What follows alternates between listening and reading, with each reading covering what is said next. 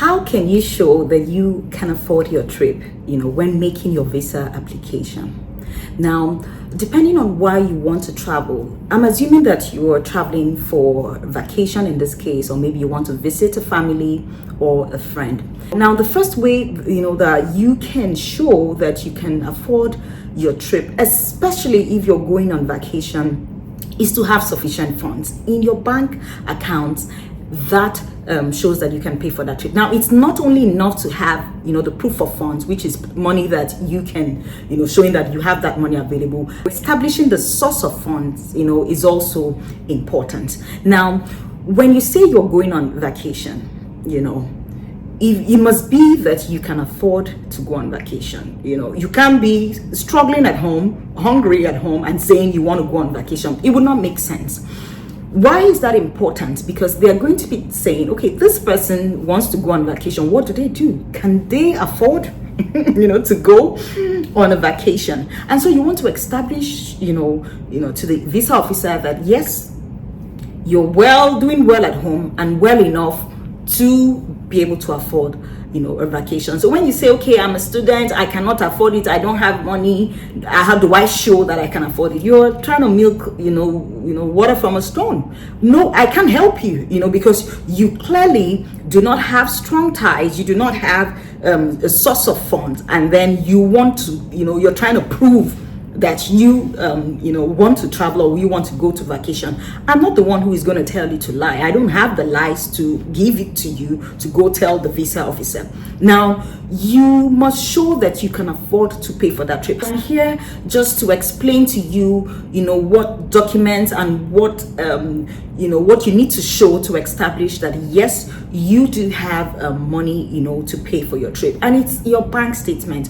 What must your bank statement look like? Your bank statement must show periodic money. It must show that this account isn't just, you didn't just collect money from someone to put in the bank account just in time, at the time you knew you were going to apply for that visa. It must show that it is an active bank account that you use, and then you get money in there periodically. I know the people who maybe they don't have a regular job like a 9 to 5, or maybe they do businesses, but they do sufficient, whatever money they earn from their business is enough for them to, maybe it's a periodic thing. It's probably not maybe every month. It could be weekly, it could be monthly, it could just be that they have money, or they have savings, or they have dividends or proceeds from investment. Yes, that is possible. Now, you might say, okay, I earn small money, my money is not sufficient to pay for my trip, but I'm willing to save money for an extended period of time so I can afford this trip. Yes, that is also a thing. If you want to save money, then let it be that your bank account shows that you've had that money sitting there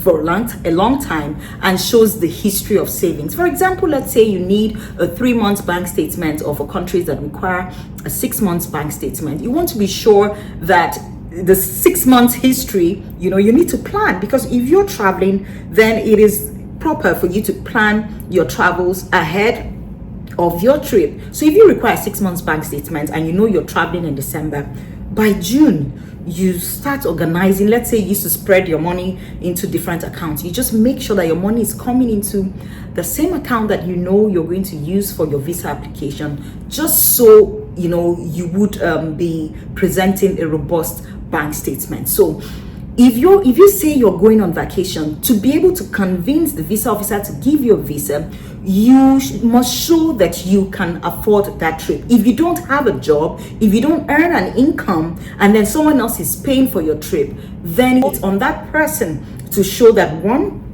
they can afford, to pay for that trip, that they are doing well wherever they are, and then they can accommodate you and also pay for your trip.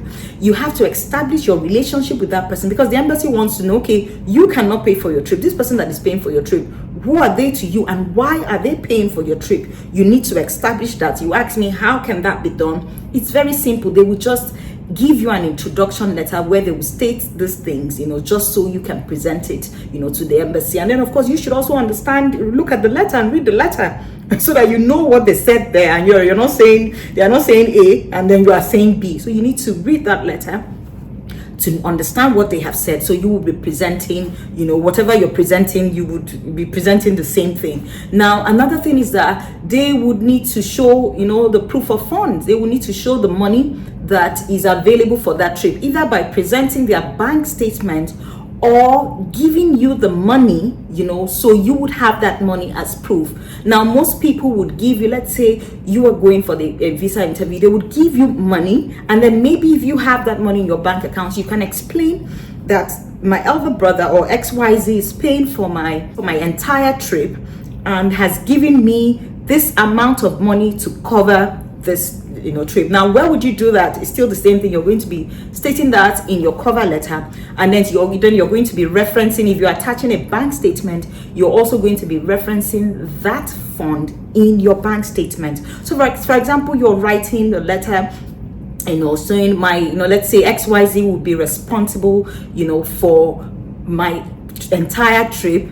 He is my elder brother or she is my elder sister, and she promised me a trip for my 20th birthday, my 30th birthday, my 25th birthday, and she has provided the sum of XYZ for me to purchase my ticket and pocket money, and I will be staying with her in this destination for this period of time. While I am there, these are the things that I would do.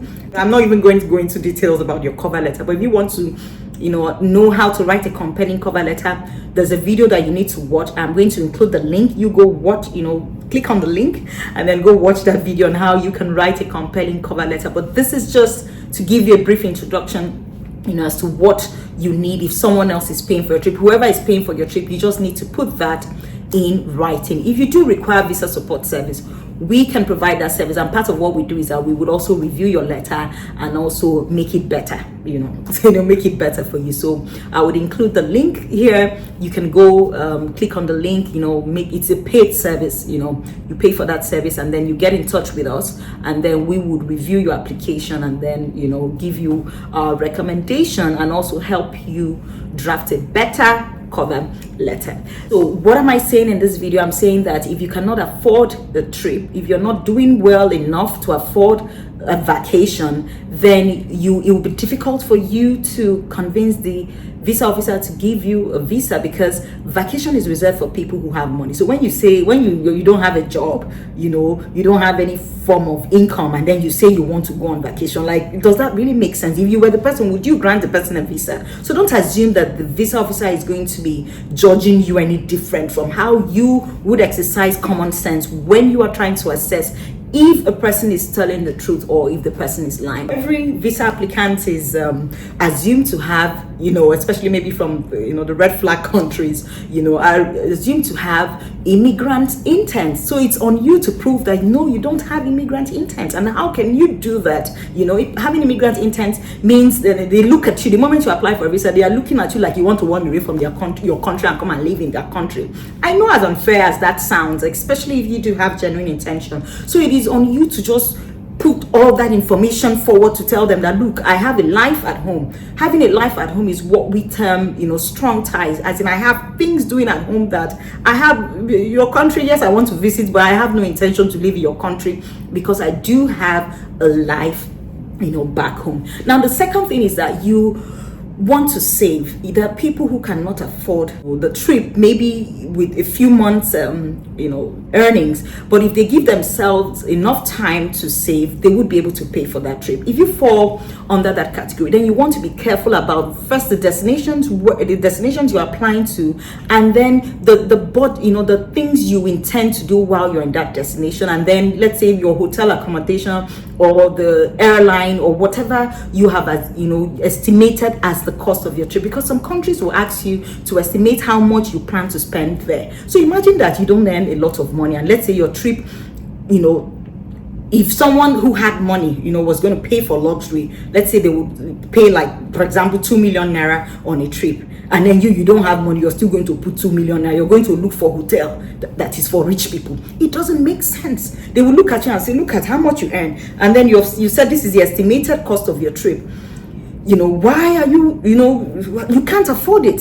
So what I'm saying is that if you budget and then you show, because the visa officer also understands that even people from developed countries, they're not all rich. The people who travel, they're not all rich. There are people who travel and then pick accommodation where shared accommodation. So when you're presenting your visa application and then you're booking a hotel, showing that this is a hotel you're going to use, you're going to pick an expensive hotel. Go and pick cheap hotels.